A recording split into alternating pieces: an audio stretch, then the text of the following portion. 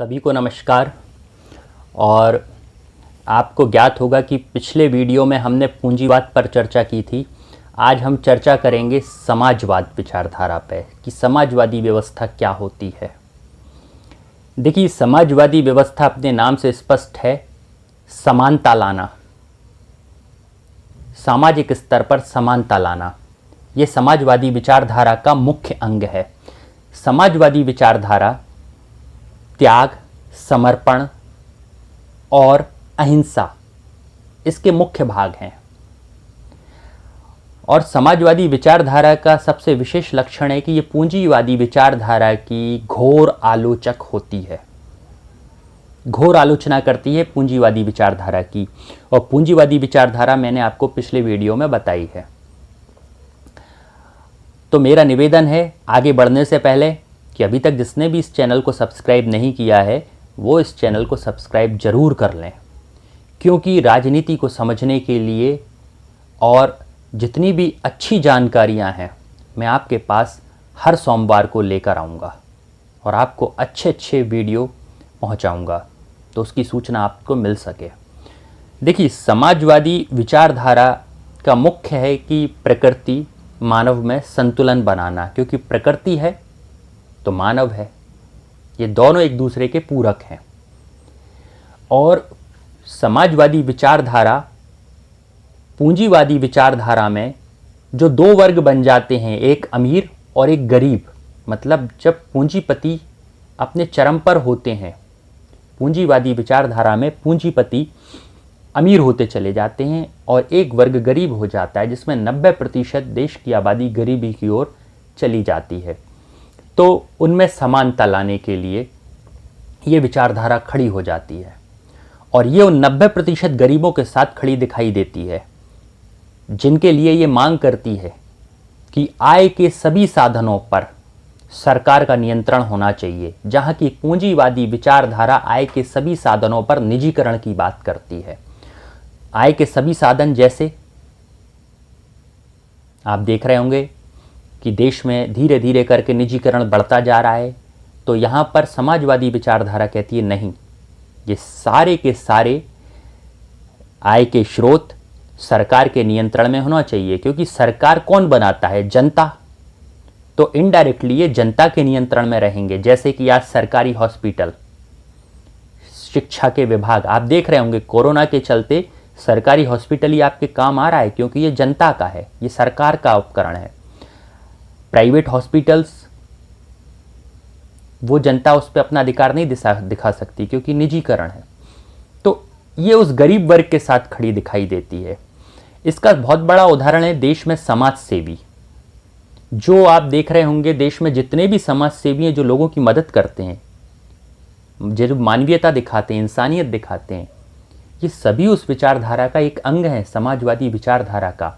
जरूरत पड़ने पर समाजवादी विचारधारा उन गरीबों के साथ उनके लिए आंदोलन भी करती है, पर आंदोलन का पूरा रूप अहिंसात्मक होता है। इस बात को बड़े गौर से याद रखिएगा। अहिंसा, समाजवादी विचारधारा का प्रमुख अंग अहिंसा है। लोगों को जागरूक करना, लोगों की मदद करना, और बात अहिंसा, शस्त्र नहीं उठाना। उन गरीबों को न्याय भी ये दिलाएंगे तो अहिंसा से। मतलब ये एक प्रकार का, हम यूं कहें कि समाजवादी विचारधारा का जबरदस्त उदाहरण देना चाहें तो मोहनदास करमचंद गांधी उर्फ महात्मा गांधी इसका पर्याय उदाहरण होंगे।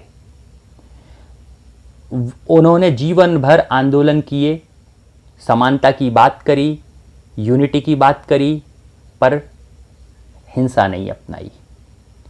पूंजीवादी विचारधारा की आलोचक है ये विचारधारा।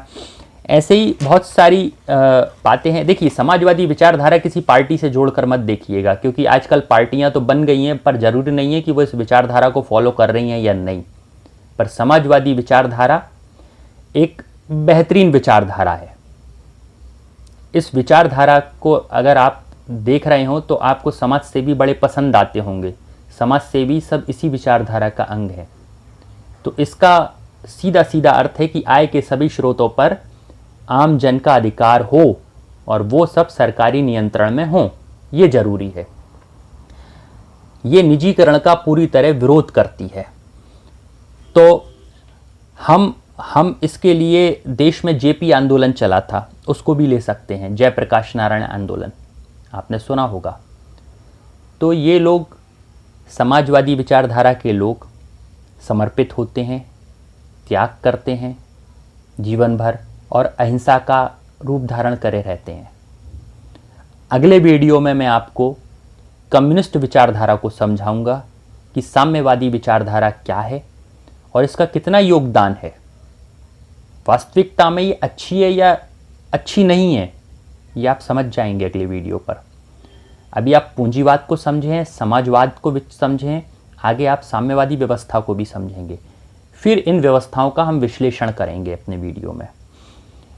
अजीब लग रहा होगा आज मुझे इन वस्त्रों में देख के, लेकिन आपको शायद जानकारी हो या ना हो, मैं बता दूं कि मैं जो साधु संतों की निर्मम हत्या हुई है पालघर महाराष्ट्र में, उसके विरोध के चलते भूख हड़ताल कर रहा हूं और उनके समर्थन में ये वस्त्र पहनकर बैठा हूं। देश का हर एक व्यक्ति साधक है, तो ये मेरे लिए नई बात नहीं है भूख हड़ताल करना। मैं लगातार भूख हड़ताल करता रहता हूं और 16 दिवस की सबसे ज़्यादा मेरी भूख हड़ताल है जंतर मंतर दिल्ली में। तो हो सकता है इस बार उस भूख हड़ताल से भी बड़ी भूख हड़ताल कर जाऊं। आप चैनल पर बने रहिए, इसे सब्सक्राइब कीजिए, लाइक करें ना करें पर शेयर ज़रूर करें और लोगों को सब्सक्राइब करवाएं, क्योंकि ज्ञान बांटने से बढ़ता है। मैं चाहता हूं कि और लोग भी इन चीज़ों को सुनें, समझें, विचारधाराओं को जानें, जिससे भविष्य में वो सही निर्णय ले पाएँ। क्योंकि सही निर्णय, देखिए पहले भी कहा था मैंने कि एक लेखक की किताब पढ़ने से कुछ नहीं होगा। किसी एक विषय पर 4-5 लेखक की किताब पढ़िए। अगर आपको भगत सिंह जी को पढ़ना है, चंद्रशेखर आज़ाद जी को पढ़ना है, तो 3-4 लेखकों के विचार पढ़िए, क्योंकि सबके अपने अपने अलग अलग विचार हैं, पूर्णतः स्पष्ट नहीं होते कि कौन क्या कह रहा है, कौन क्या कह रहा है। सब अपने अपने तरीके से बात प्रस्तुत करते हैं। तो मैं वो 4-5 लेखकों को पढ़कर फिर जो निष्कर्ष निकलता है वो समझाने का प्रयास करता हूँ। और समाजशास्त्र बहुत बड़ा है। समाजवाद को समझाना, समाजवादी को समझाना, मतलब समझ लीजिए कि पुस्तकें पढ़कर लोग कॉलेज की डिग्री लेते हैं। मैं आपको बस शॉर्ट में सारगर्भित बातें बता रहा हूँ। पूंजीवादी व्यवस्था निजीकरण को प्रायोरिटी देती है और समाजवादी व्यवस्था सरकारी जनता के लिए प्रायोरिटी देती है। तो ये आप तय करिएगा, पूंजीवाद अच्छी है, समाजवाद अच्छी है। फिर आगे हम कम्युनिस्ट पे भी आने वाले हैं, साम्यवादी विचारधारा पे। फिर तीनों में हम देखेंगे कि कौन सी विचारधारा बेस्ट है या किस में से कौन कौन सा पार्ट अच्छा है जो हमें समझना है और जो रखना है। क्योंकि ये सभी विचारधाराएं राष्ट्र के ही लिए हैं, तो इसलिए राष्ट्रवादी विचारधारा कोई अलग से विचारधारा नहीं होती।